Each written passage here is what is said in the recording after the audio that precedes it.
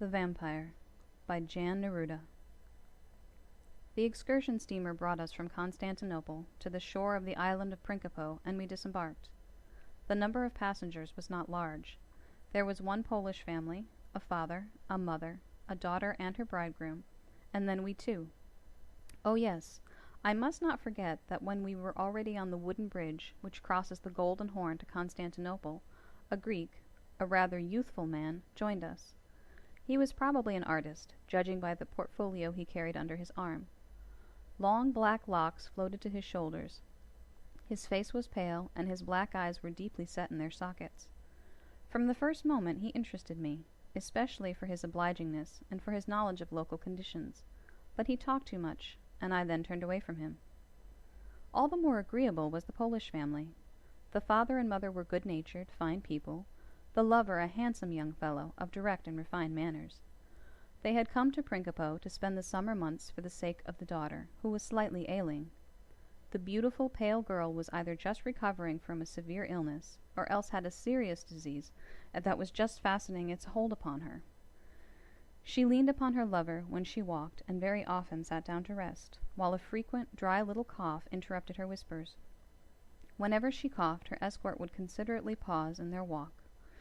He always cast upon her a glance of sympathetic suffering, and she would look back at him as if she would say, "It is nothing, I am happy."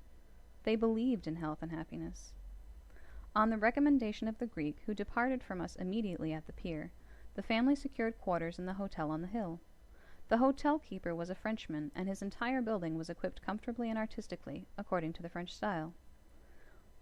We breakfasted together, and when the noon heat had abated somewhat, we all betook ourselves to the heights, where in the grove of Siberian stone pines we could refresh ourselves with the view. Hardly had we found a suitable spot and settled ourselves when the Greek appeared again. He greeted us lightly, looked about, and seated himself only a few steps from us. He opened his portfolio and began to sketch. "I think he purposely sits there, with his back to the rocks, so that we can't look at his sketch," I said. "We don't have to," said the young Pole. "We have enough before us to look at." After a while he added, "It seems to me he's sketching us as a sort of background. Well, let him." We truly did have enough to gaze at. There is not a more beautiful or more happy corner in the world than that very Principe. The political martyr Irene, contemporary of Charles the Great, lived there for a month as an exile. If I could live a month of my life there, I would be happy for the memory of it for the rest of my days. I shall never forget even that one day spent at Principe. The air was as clear as a diamond, so soft, so caressing, that one's whole soul swung out upon it into the distance. At the right beyond the sea projected the brown Asiatic summits. To the left, in the distance, purpled the steep coasts of Europe. The neighboring Chalky, one of the 9 islands of the Prince's archipelago, rose with its cypress forests into the peaceful heights like a sorrowful dream, crowned by a great structure, an asylum for those whose minds are sick. The Sea of Marmora was but slightly ruffled, and played in all colors like a sparkling opal. In the distance the sea was as white as milk, then rosy, between the 2 islands a glowing orange, and below us it was beautifully greenish-blue, like a transparent sapphire. It was resplendent in its own beauty. Nowhere were there any large ships. Only 2 small craft flying the English flag sped along the shore. One was a steamboat as big as a watchman's booth. The second had about 12 oarsmen, and when their oars rose simultaneously, molten silver dripped from them.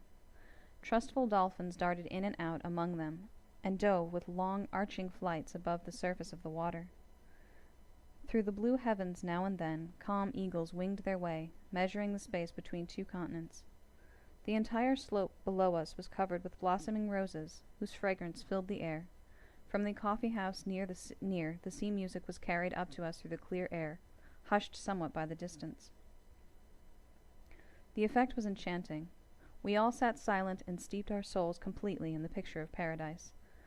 The young Polish girl lay on the grass, with her head supported on the bosom of her lover. The pale oval of her delicate face was slightly tinged with soft color, and from her blue eyes tears suddenly gushed forth. The lover understood, bent down and kissed tear after tear. Her mother was also moved to tears, and I, even I, felt a slight twinge. Here mind and body both must get well, whispered the girl. How happy a land this is.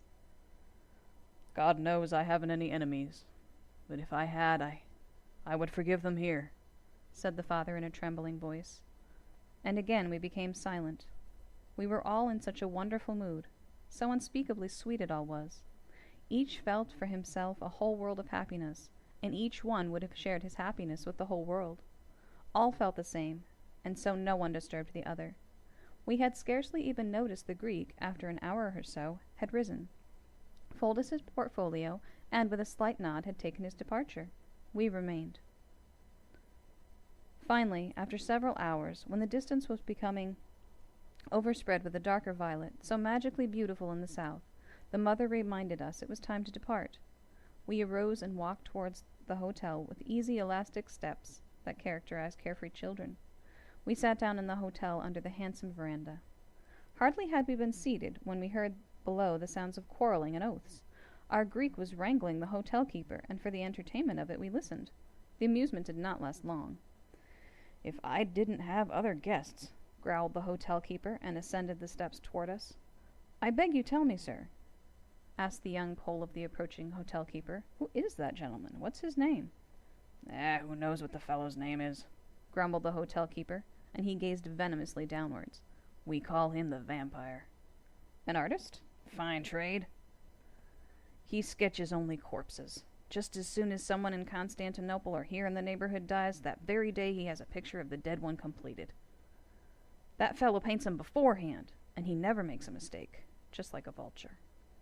The old Polish woman shrieked affrightedly. In her arms lay her daughter, pale as chalk. She had fainted. In one bound the lover had leaped down the steps. With one hand he seized the Greek, and with the other reached for the portfolio. We ran down after him. Both men were rolling in the sand. The contents of the portfolio were scattered all about. On one sheet, sketched with a crayon, was the head of the young Polish girl, her eyes closed, and a wreath of myrtle on her brow.